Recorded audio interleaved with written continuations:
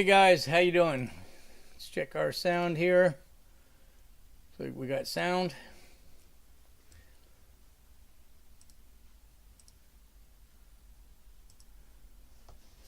So good evening. Hope the new time is going to work better for guys. I see Steve's already on. Steven's already on. Hey Steven, how you doing? Got a couple people on the views right now. So sick week is on.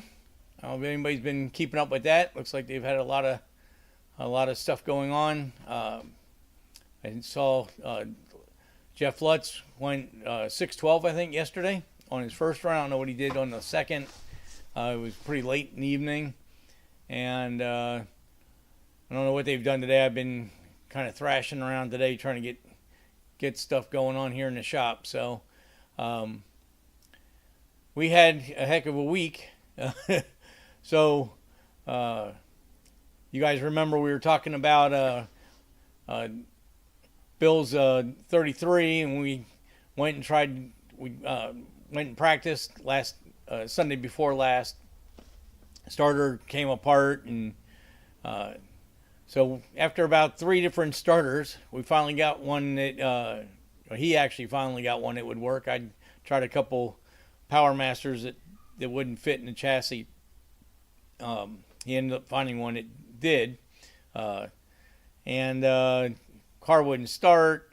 We went all around, we did system logs, checked cam and crank and all this stuff. He went ahead and towed up to sick week, and Doug, one of the engineers from Holley that goes to sick week, he actually got it running by changing a cam sync. I still don't know how that changed anything because we tried that, but that's what he's telling us. That's what fixed it. So, hey Ryan, how you doing? So I'm gonna try to go up Friday so I can pick this guy's brain because I tried everything I could think of. Of course, doing it via phone. Bill was at his house and I was here at the shop, so I wasn't there actually doing the procedures, but I'm sure that he followed my directions properly, but we couldn't get it to start. So anyhow, he did get it started. They did make a run yesterday, and I think he made 2 runs today. The fuel system rebuild that he did over the summer worked. However, the car's not going any faster. So, hey Mike, you're not that late because I'm starting 7 p.m. now. I don't think you were here last week. Man, I really appreciate the valve covers, and we got to hook up. I got to get you some money. And I don't know what happened with your brother-in-law, but I think his truck has got some serious problems. So that was the so far. Bill's car went, I think, 965, I think. So really hasn't picked up much from last year. But we see now we have fuel system working, that the blower is, the strips are a year older and they're not working at all, and the thing's cavitating air pretty bad. From the small pulley to the pulley he's running now, which I think was like 10% or 15% RPM change in the blower speed, and it's only made 2 pounds of boost. So there's definitely something going on in the blower there. But anyway, they made it through the checkpoints yesterday, and they're probably on their way now. Oh, Bill's on. Hey Bill, how you doing? Going to shout out and let you know that we're 27 miles to Gainesville. It's hard to hear you, but we're looking forward to tomorrow. Awesome. I hope you guys good luck tomorrow, and make sure you got that new tune in the car, and let's see what it does tomorrow. And Mike answered his truck is getting towed back tomorrow. We'll probably tear into it this weekend. Yeah, so Mike, on his truck, he put a coil in it. I went up and scanned it. It was still cylinder 4 misfire. So while I was there, we swapped coils from 2 and 4, and the misfire stayed on 4. So I had to leave, but I gave them instructions. Next thing to do is swap plugs and then swap injectors, and by then hopefully something will make it change its position. Hopefully the misfire will move. It never did, so that kind of leads me to compression. Maybe he's got a slightly burnt exhaust valve or intake valve or something. It's not terrible, but you can feel the engine, you can feel the vibration in the truck. It's definitely not smooth, and it puts the cylinder 4 misfire back on immediately. So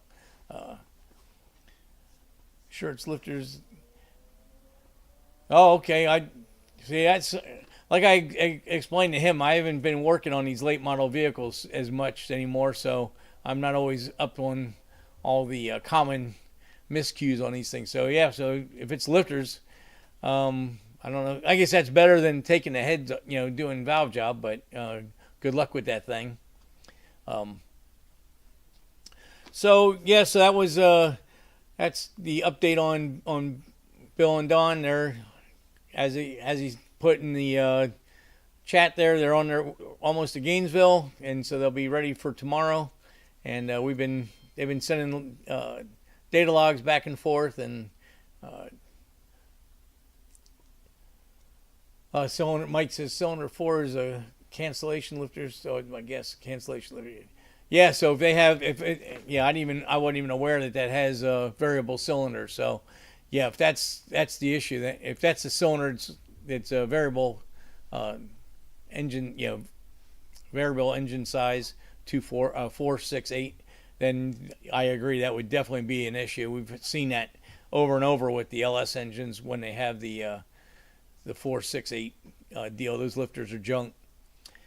But yeah, so they should be, Bill should be doing good and all that. And I've been driving the Camaro, Joe's Camaro. I drove it up to DNR, and I did a wheel alignment on it and drove it back. So that was 40 miles on round trip on that. And I gotta say, I'm an idiot. I don't know how. Plumb the fuel system in that car.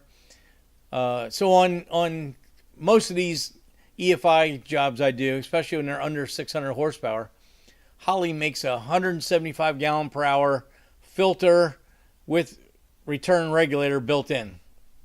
You put it in, you can pull the filter out and clean it. It's awesome. It's got the 60-pound regulator in it with the return going right to the tank, so you can put it right next to the gas tank. You only have to have one line going to the front of the vehicle. It's nice, sweet, pretty. Well, wouldn't you know, I have no idea how I did it, but I put it in backwards. So everybody makes mistakes. I'm human. So yeah, so I'm driving it up to Doug's, and I'm looking at the fuel pressure, and I'm like, 80, 90 PSI, what the heck is going on? And then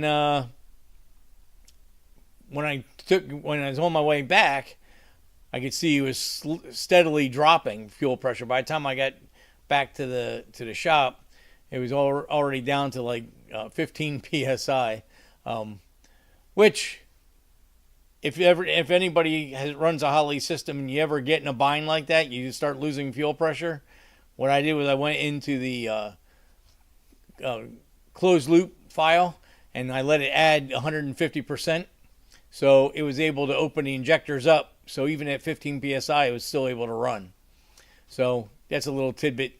If you ever get in a sticky situation doing a driver drag or something like that, where you're, just traveling cross country and you have an issue, you can at least limp it into wherever you got to go. So pull it apart. Sure enough, the diaphragm was ripped because it was overpressurized from being mounted in there incorrectly. My fault. So I put another regulator in there. That's all fixed. And so I've been cruising around trying to get some tuning done on it. I've been playing around with the transmission shift points and stuff, which I'm still working on. Not real happy the way they are. I got a little teaser clip. I was hoping to have a really good clip for you, but I forgot to install the last tuning program. So when I did this, it didn't shift. So let's put this on. Yep. There we go. So, little video I made on it. This is somewhere in Mexico.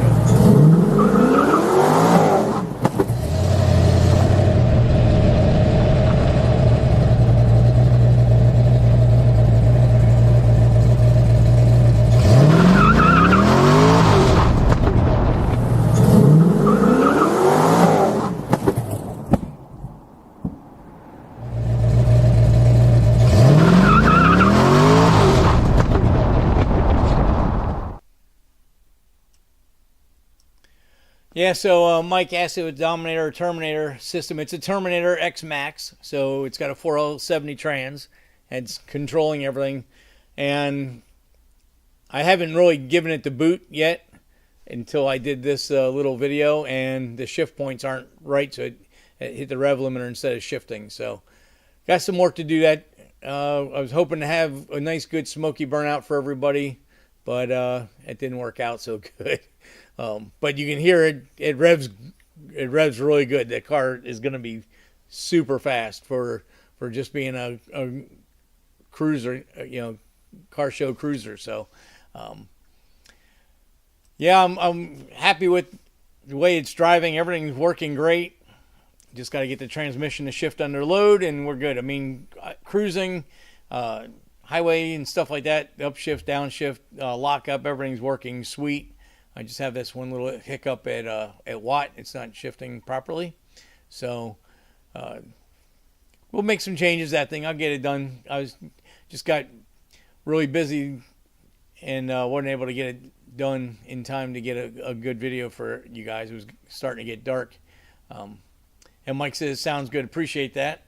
And I also have one little issue with the exhaust cutouts. The one exhaust flapper is not pulling shut. So Granatelli's sending me a new brain box for that. So I think it's going to be here tomorrow, actually. So we'll get that in there, and I'll get Joe down here and get a test drive in it, see if there's anything else.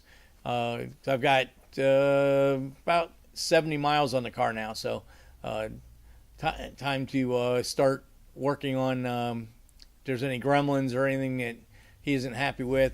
I moved brake pedals and got all the air conditioning's all hooked up now, and all that's all working, and got the alignment done and everything. So everything's good now. Car drives nice and tight. Had to adjust the gearbox a little bit. It was a little sloppy, but everything's good. The brakes are excellent.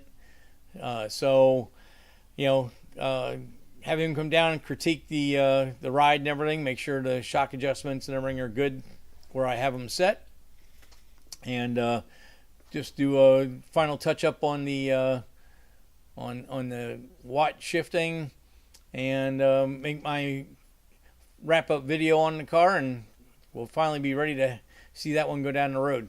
Be very happy to see that one go. And been working on, got some work done on the Chevelle, on Dave's Chevelle.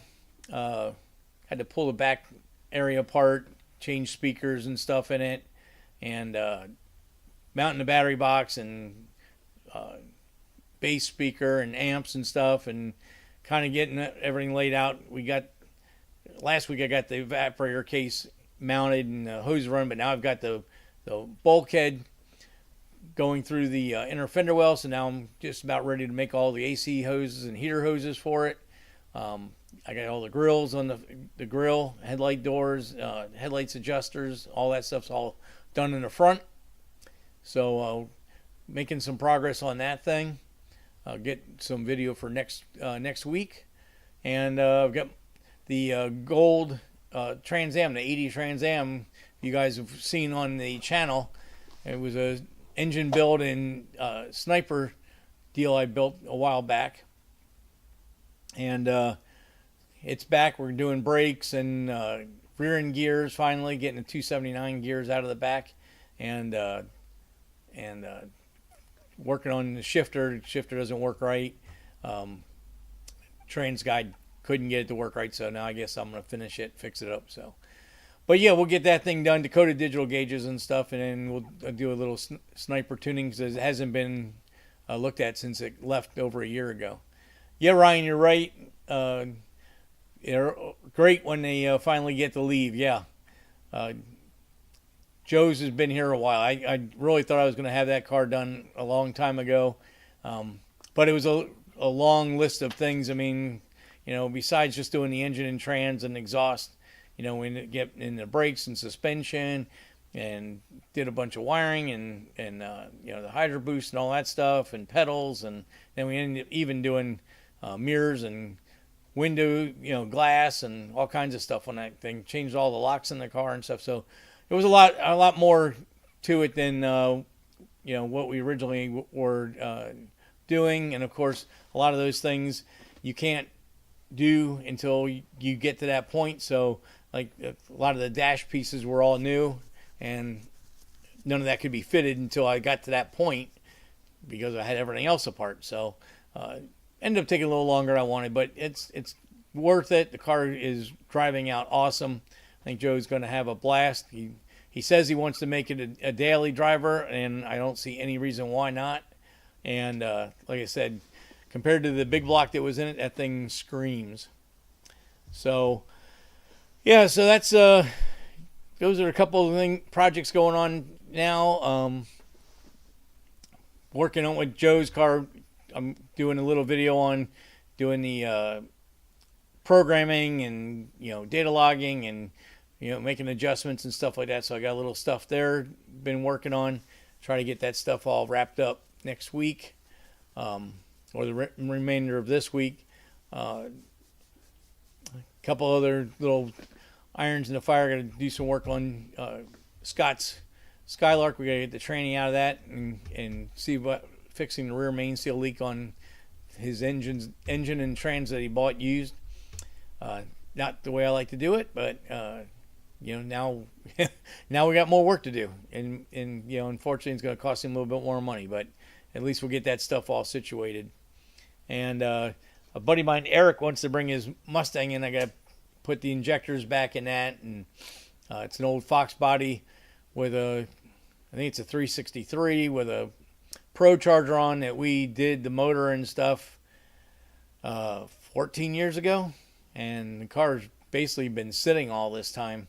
So we pulled everything apart in the fuel system and sent the injectors out and all that stuff, and so it just needs to be popped together. So I'm gonna try to get him in sometime later this week. We'll get a little video that should be just popping the injectors in and get it running and send him on his way. So kind of where we're at. We've been working on the getting parts for the NASCAR engine. One place I was trying to get stuff, it just didn't seem like it was working out, and I was moving some stuff around and saw the crank and the rods and the oil pump and the head bolts and all these components that I had for the Vet Hawk, and I'm like, I'm probably at least a year away from needing this stuff for the Vet Hawk, so why not move this over to the NASCAR, and all I have to do is order a set of pistons, which I did today, and a camshaft, and now I have everything I need to put that motor together. So try to get that going here shortly. A bunch of shows are coming up, and I was really wanting to have the car done, and we didn't even started on it. So but that's the way it goes. We keep moving along. Side note, air conditioner died in my house this week, so I had to put a new air conditioner in. That's always fun. Spent a whole bunch of money I didn't think, one, that I had, and two, that I wanted to spend. So we're able to hit some savings up and getting that all straightened out, though. But that's all fixed, and shout out to Andy for hooking me up on the air conditioning. I think he did good deal on it. Fellow car guy, local guy that in the Mustangs and stuff. So moved along with that, and that's probably pretty much it. So I wasn't able to go to Monday on sick week because I stayed here while they were doing the AC installation, because I was getting the attic and all that stuff. So, but I do have some video. I do not have video. I do have some data we can go over. You guys don't mind? We go over some Holley stuff. So let me switch to screens here. So here's the Okay, this is Bill's tune. This is from day one after he made the first run. Put some color back on here. So there's the normal heat ranging of the colors. You can tell how they go. Red is the lowest, and yellow, green, blue, all the way to violet is the highest flow injectors. So we'll open up the data log.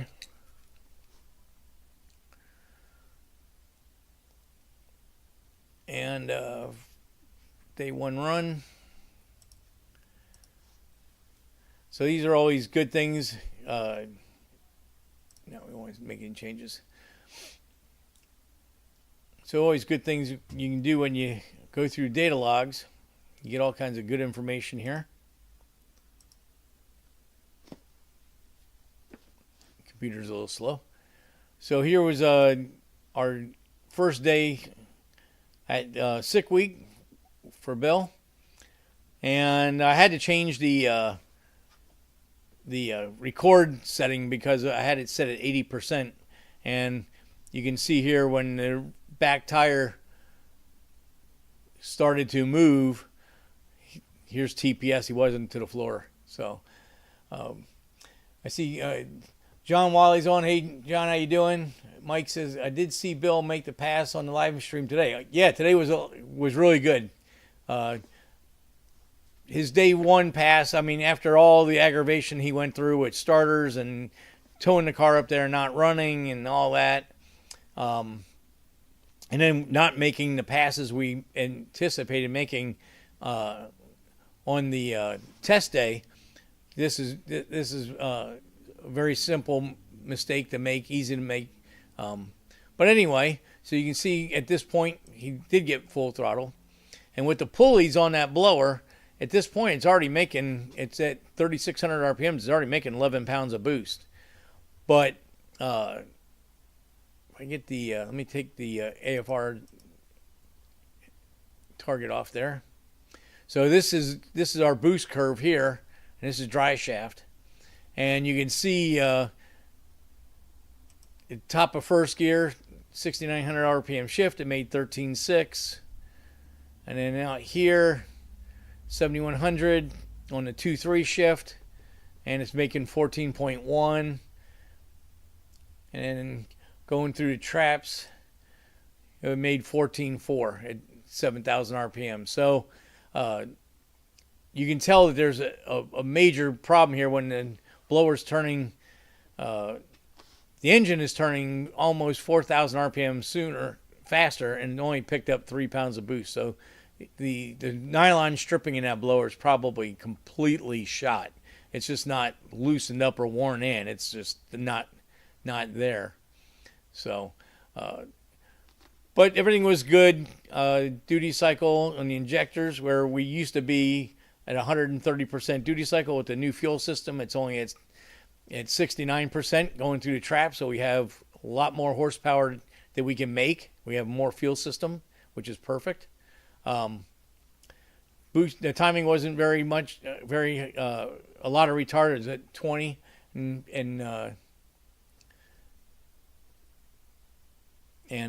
that was, it's just not making a lot of boost. So Mike says the mouse doesn't seem to match. It might be a little delay. I did switch my mouse to green so you can see it on the screen, because it would get lost sometimes.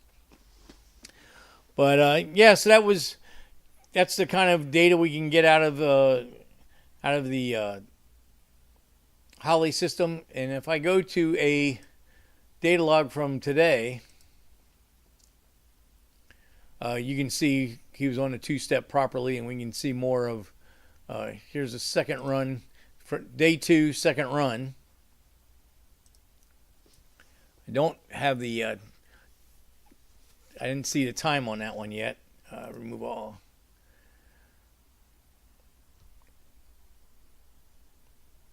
There we go.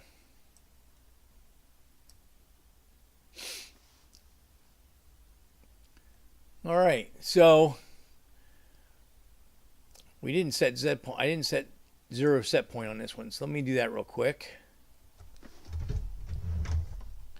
so we can see when the run starts. Where's dry shaft?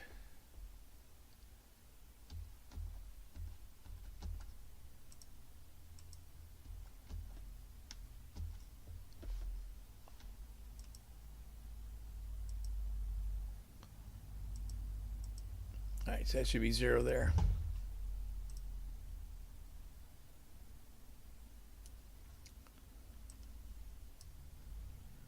All right, so now we have our 0 point right here. Cancel that.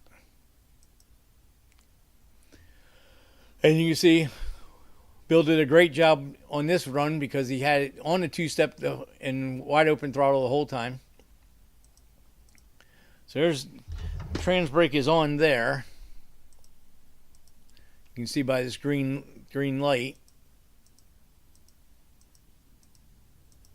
See how close I was to my 0 point. All right, so he only has a couple magnets on there, so we got to reset 0. I forgot this doesn't have a multi-magnet on it. All right. So now there's our 0 set point. And we go back 1 click. Trans brake is on. Trans brake comes off. Motor tips over till the converter locks, and then it accelerates through. So one thing I was kind of thinking here, maybe we might want to tomorrow lower the launch RPM to get a better run at the converter. Be something to try. And of course, here's our boost curve.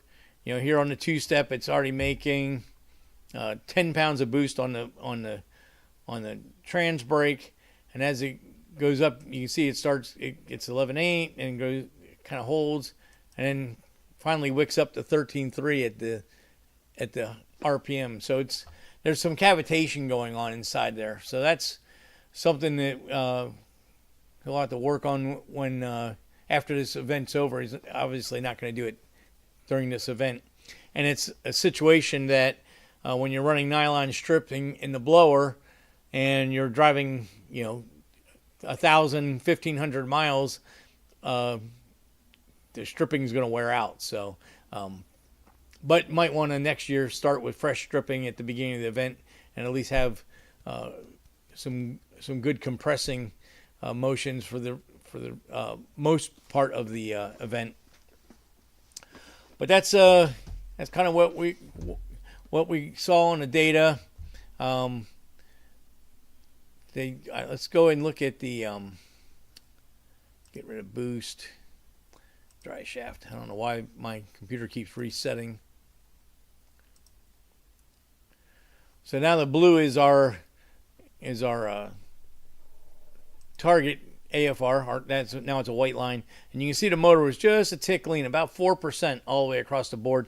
I did make a tuning change, but Dawn didn't get it uploaded before they made the run, so that'll be for tomorrow. But all in all, the car's running good. So they should have a good time this week. I don't foresee him having any issues, at least with this part of the package anyway. So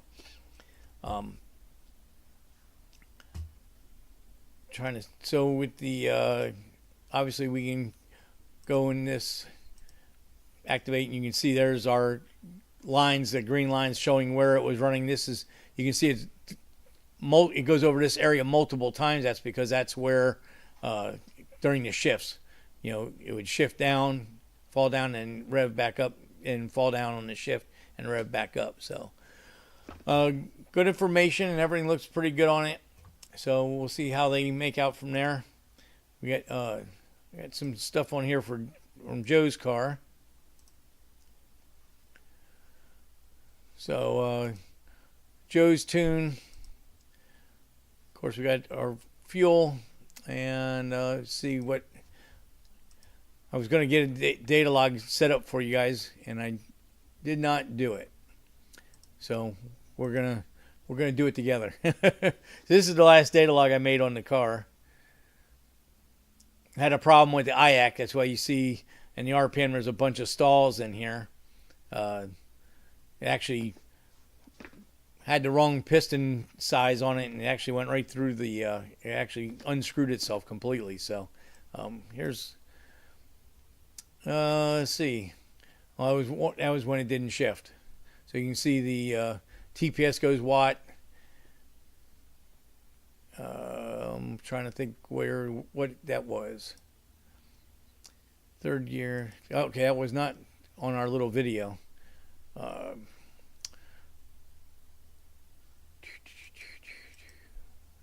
4,200. Yeah, so I must have just been in traffic, punched it, and got out of it.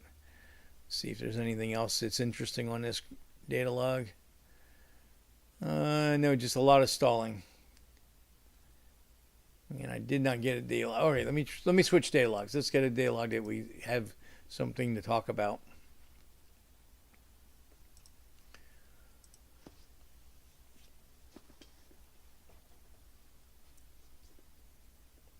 All right, let's see what we got on this one. No, nothing there. All right, there's, yeah, so there you can see went watt, went to 6,500, and then I lifted because it didn't shift.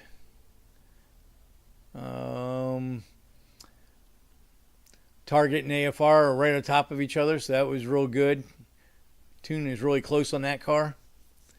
Just got to get this transmission situation straightened out. Does it have, no, let's switch it to, see if we can get up a trans control here.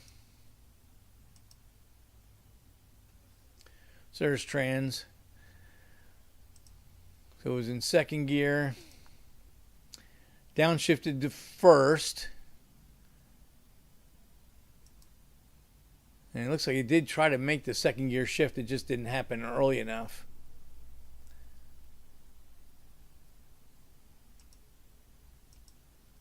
So I didn't feel it make the shift. So it commanded the gear change, but it was lagged in time.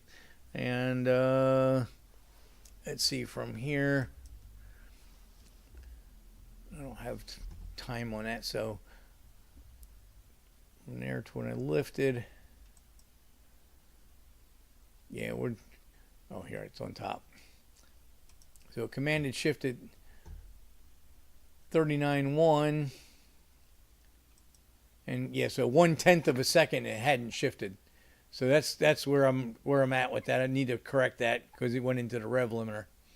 So that's my mission for tomorrow, is get that all straightened out.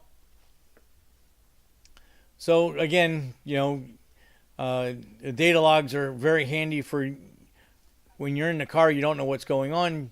To me, driving the car, it felt like it never shifted. Now looking at the data, I see that it did command a shift. So I don't have output shaft on that. I do need to put output shaft in this. Let's go ahead and do that. Edit it. Transmission. Get rid of that. Oh, we can get rid of input shaft because this 60s and 70s don't have that. So let's find output.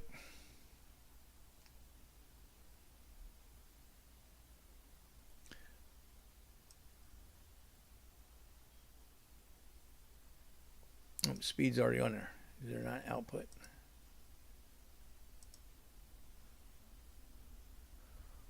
I guess that is using it. So, okay. My bad. It's using the speed for that. So, speed is 45. Yeah, see. And the speed really doesn't show the shift. So, it was accelerating. So, it probably didn't actually make the shift. It commanded a shift, but it didn't actually make the physical shift because there would have been a flat or a dip as it made the gear change. And of course it would have kept the engine off the rev limiter. So those are that's what we got to work on tomorrow. So that's good thing. I'll make a note here. So I want to come back to this data log. All right. And of course we can put our activation on there so you can see where it was already, watt pretty much the whole time on that. So, and going back to our flow, our basic flow, it was right around 200 and, I closed it, 260 pounds per hour. So we can do our math and that'll tell us about how much horsepower the motor's making. So kind of like a desktop dyno kind of thing. So that was pretty much what we were working on there. It was looking pretty good. Just got to get the shift deal straightened out, and good, a wrap up video on that thing, and that thing's gonna be ready to roll. So sorry, gave you guys a black screen. So okay, why isn't that working?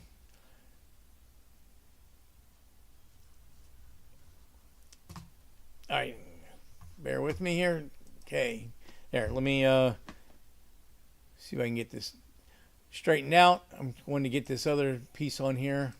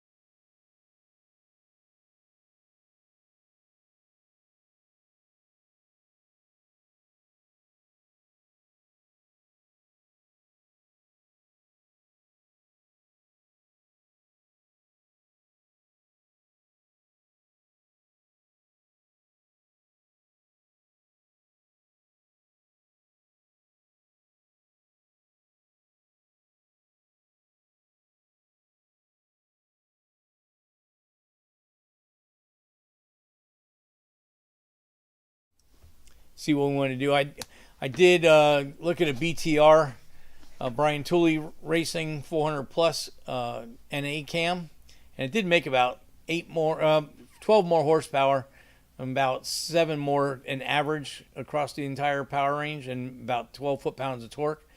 But that had 640 lift, which meant the spring packages and stuff are. We lose the sound. Oh, I'm sorry. When I put the dyno thing up there, I lost the sound on that. So apologize about that. Yeah, it's back. I didn't when I switched that. I didn't have that screen set up. The dyno screen set up. So when I went to that, I didn't have the volume set up. I apologize. So basically, what I was saying was it was a 4-inch 30 over bore 6 liter, with a 4-inch crank, 6/125 H-beam rods, LS3 cylinder heads with the stock valve train, 216 intake, 159 exhaust, 11.2 compression, which I think it's going to be a little bit higher.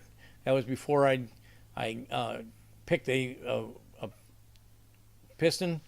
And then bow tie, GM single plane LS intake, carb intake, and then 1200 CFM fuel injected throttle body. And the cam that I went with was a 236 242 on a 112 center line with 595 lift, and it made 560 horsepower at 6,000, and again at 6,500, so pretty flat up there. And at 5,000, it made 520 foot-pounds of torque. So should be a good broad power range. Going from 2,000 to 6,500, the average torque was 417, and the average horsepower is 361. So good torque range for the entire from 2,000 to 6,500. So it will do real good for doing burnouts and autocross and track attack, stuff like that. So it should work out real well. I think the compression is going to be a titch higher. I have to look up the cc's of the valve reliefs in it. But what I was saying when I was showing that was that there was a Brian Tooley cam that made more power, but the problem is the valve train would had to been improved by a lot, and I'm trying my best to keep this in a discount or economy build. I don't want to go crazy, so with stock valves and stock guides, the 595 lift is going to be fine, and with a good spring in there that's not killing the lifters and stuff, it's going to work great. And the couple horsepower differences between the two camshafts is really not enough to get caught up about. So it should work out real well.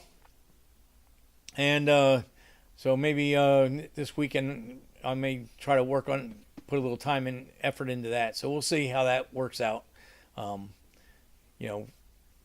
we're moving along. So hope everybody see we had right now almost 28 views during the live, so that's a pretty good number for normal. So and 5 of you stuck around for a pretty good amount of the time, so appreciate that. I hope the 7 o'clock start time is working out better.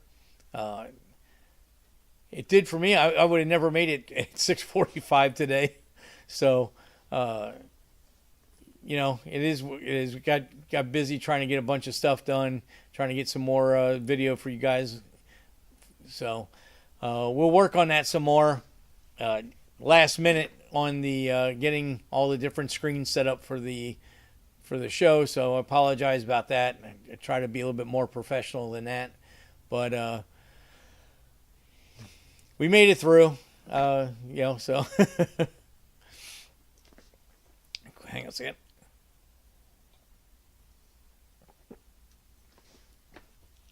Sorry about that. Mike, we're supposed to go to Gainesville tomorrow, but work got in the way. Yeah. It should be interesting. I haven't been keeping up with it this year. My little box that I keep on the shop TV is expired, so I have to get it updated. So I'm not able to watch the live feed on the TV, but I'll have to see if somebody's streaming on the internet. Maybe I can pick it up on the computer screen. But I'm really interested to see what Jeff does over the course of the week. I don't want to sound like I'm because he's on Street Outlaws and stuff like that, but Jeff's a friend. We used to race together in NMCA back in the early mid 2000s, way before any of this TV stuff happened. So I mean, he's a friend whether he's on TV or not, So and being he was a fellow competitor in Pro Street when we ran NMCA, I like keeping up with what he does, and Steve King and Vinny Badano and all the guys that raced back in the day. We all, Robert Hayes, a bunch of us that all raced together that traveled the circuit. I did it for a couple of years, so it kind of gets like an extended family. Even though when you pull up to the starting line, you want to beat them and run them over and take the win and everything as much as you can. But when you get back to the pits, it's a nice camaraderie. Everybody's sharing parts and whatnot. So anyway, that being said, I do hope Jeff does really well this week. I'm glad to see he's able to make it back. Mike says, dealer sold a truck Sunday and the rear end locked up Monday. Wow. Now it's a rush to get it fixed and save the sale. And it's on my lift waiting on parts. Wow. That sucks. Somebody missed it in the dealer prep and didn't make sure it had oil in the back. Oh, John says it doesn't live far from him. So John, you're up in Pennsylvania. Even though on TV I know they all say he lives in Oklahoma, but we all know the true Jeff Lutz is in Pennsylvania. Yeah, and I'm actually, that was one of the things that first got us being friends, was that I was born in Pennsylvania also, so being he was from Pennsylvania, we kind of started up talking like that, and of course over the course of time got to be good friends. And I remember when his shop caught on fire and burned to the ground and lost his Monte Carlo, and that was a really bad time, and made out good since then. And I ran into him at a trade show, and I guess it was 2019, because he still had the yellow 57, and I was asking him about that, and he was saying that the show was really good for him. So John says yes, he lives from Pennsylvania. Yes. And Mike says used truck. Oh, the bolt for the center pin came out. Wow. And the center pin slid out. Wife's home. So yeah, that really sucks. It does. The center pin coming out. I wonder. Well, GM probably had an 8.5, and they can break the center pins, but if it came out, that's unusual. But I know, Mike, you're the man to get it fixed. I know you'll be able to handle that. So, but yeah, so hopefully we'll see what happens during the week, if who's still in on drag week and on sick week, and maybe if I can get a bunch of work done in the shop, maybe Friday I could slide up to Orlando and see what's going on up there. But we'll see. The week gets by fast, and sometimes you get to the end of the week and like, wow, you didn't get a whole lot done. It's funny, not funny, but funny, with Joe's car.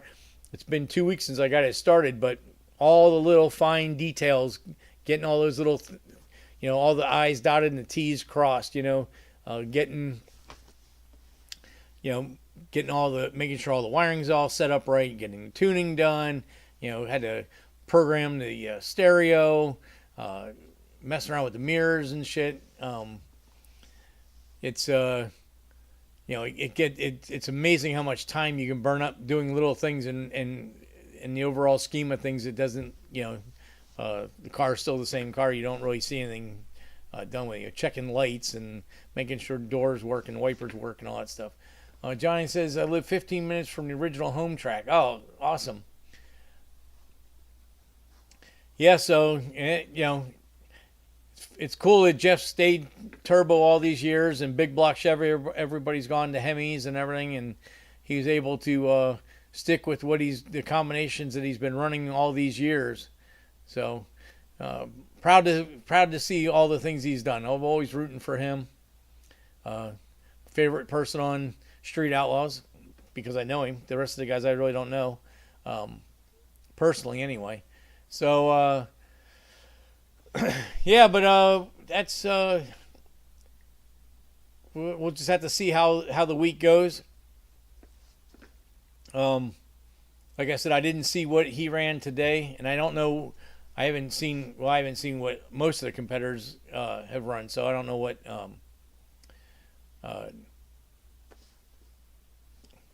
Forgot his name. Anyway, all the guys in the unlimited class, see how they're all making out and who's going to be able to make the week. I know on Steve Morris's channel, he's been having one issue after another. So I don't.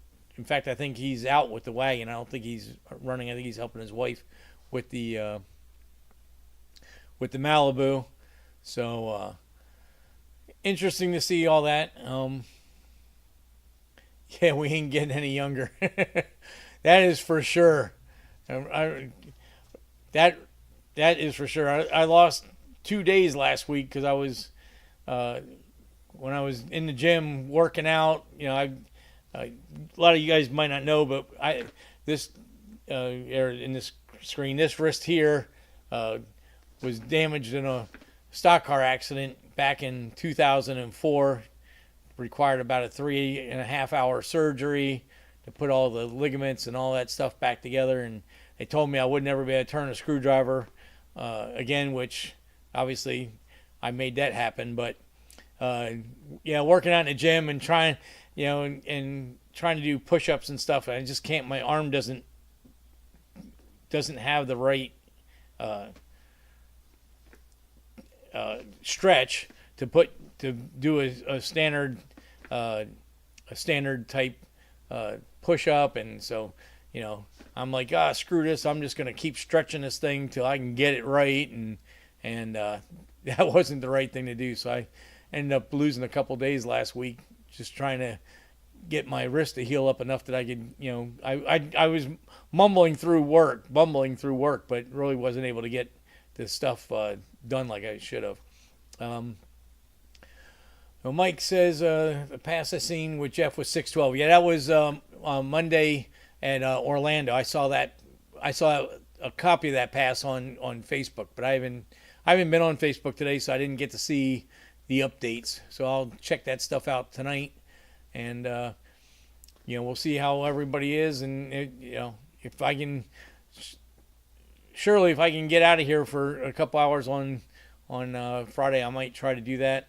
It is a 2.5 hour drive up and 2.5 back, but I would like to catch up with Jeff since he is in my area. So, and in case Bill and Dawn need any additional help at the end of the week, although I think we got them pretty well dialed in. But I would like to talk to Doug from Holley to get a real answer of what was going on with Bill's car, because that frustrates me to no end that I couldn't figure out what it took, and for him to say that he just flipped the cam sensor from rising to falling and the car started.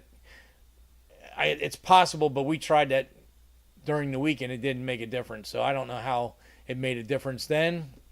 There's maybe something he did that he's not saying. I don't know. I definitely would like to get up with him and just verify what was going on there, because I definitely don't like it when there's something that I don't know happen. I try to make sure I learn something every day, and when something like that is not working, and I thought we did all of our due diligence. I mean, I had poor Bill running around in circles. I had him checking push rods and compression, and making sure the intake wasn't leaking, and we went all around, and the last thing that we concluded was that we had spark and we had everything, but we weren't getting an injector pulse. So I don't know how going from rising to falling would create the injector pulse to turn on, but it'd be a very interesting question to ask Mr. Doug. John says, you were big time. I was scrolling through Facebook and saw you are with friends with Larry Larson. Yeah, I mean, over the years, in the racing community, you become friends with a lot of guys. We might not all be friends that you talk on a weekly, monthly, or yearly basis, but at one point or another, our paths crossed, and we became friends on Facebook, and I try to keep up with everybody, even though I don't see them all the time. Like Jeff, I try to spend time on his YouTube channel, trying to give him a helping hand and stuff like that. And we'll see. We just keep doing what we're doing and keep moving along. Yeah, that's it. Hopefully we can. I got a couple of videos we got to get out here soon, and we'll get this NASCAR running, and we'll be able to get some event video on that. Luckily, Cool Wheels got postponed because of rain to April, so there's a possibility I can have the car at Cool Wheels show. This Saturday is the Darrell Gwynn benefit show. For you guys that aren't in the South Florida area, or Florida area in general, obviously Darrell Gwynn, born and raised in North Miami Beach, they ran their Top Fuel operation out of their house for a good portion of the time. The last couple of years, when Darrell was in full Top Fuel, Jerry, his father, was able to build a permanent shop that they did move into. In fact, after the accident, all the drivers, Mike Dunn and there were a couple other people that drove the cars for them. They were all working out of the race shop. But before that, when they were running Top Alcohol, and even the first year or two of Top Fuel, they were running, right out of North Miami Beach, right out of their house. I guess they had a 3-car garage, and Jerry was saying the driveway was long enough they could back the semi up the driveway, be right at the edge of the road, but it would make it in the driveway. So, anyway, so there was a benefit car show they do in Lighthouse Point, Florida. And being racing theme, all the racers come out from the old Miami Hollywood and Palm Beach International and Moroso. And it's a really good reunion because you got racers from back when Jerry was running his rat trap, Baby Huey, altered from back in the 60s in Miami Hollywood. So all the old timers come out, and all the, my age guys come out, and all the young guys come out, and everybody brings their race cars, which there's not a whole lot of places to take them locally, so at least we go there, and they do a fire up at like 8 o'clock at night. So I will go down there this weekend with cameras. I will take cameras, and I will try to get some video of all that. So we'll have that for next. I'll make a video for the channel, and then we'll do some sneak peeks. I'll put some stuff in on here for next live for next week, which again will be at 7 p.m. 7 p.m. We're going to use that as our new time frame for at least the next 10 episodes, and we'll see how that works out. And so John says, "You're a great guy. No problem trying to help everyone." Yeah, I mean, I don't know. I just, to me, having information and not passing along, it doesn't mean anything. I want to help everybody I can. As long as I can live a comfortable life, I'm good. I don't have to be a millionaire. I don't have to charge everybody every penny for everything I do, There's a Facebook page with Excel DFI on there that Norbs had set up, and he had made me an assistant administrator on it. And I give free information and free tuning advice on there all the time. I love the product. It was what got me started in fuel injection, so I feel I owe it some some rights to help people out with it, and there's a lot of people still have it in their cars. My buddy Doug still runs his bracket car with it in there. So, yeah, so I definitely, like to be able to give out any information I can whenever I can. So okay, it's getting up to 8 o'clock, so I guess we're going to call it quits for tonight. I appreciate everybody coming on. Looks like now on the screen, it looks like we had 39 viewers for the that came in during the show, so that was really good. And we had 9 consecutive viewers, so that's great. Good numbers. And looking at the little chart there on the analytics, it looks like normally from 6:45 to like 7:05, it's like a real slow, like an engine that's bogging and it's just slowly coming up on the RPMs. But today it was almost a straight line up. So we had a good run at the converter and the car accelerated this time. So just a little humor referring our analytics to data graphs.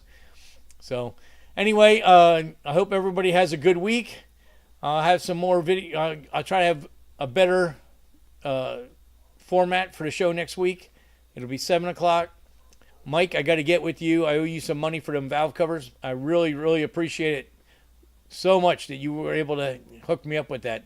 I can't believe the guy had something for sale and he wouldn't do anything with it. Yeah, John says that's what he's got, Gen 6. Yeah, unfortunately, that's even worse than the Gen 7. But it's still a good unit. It was made with a lot of OEM components inside it. So John Meany did a good job when he designed that system. And as you can contest, it still runs today. So anyway, with that, I think we're going to call it a night. I'll see you guys all next week, and have a great week. See ya.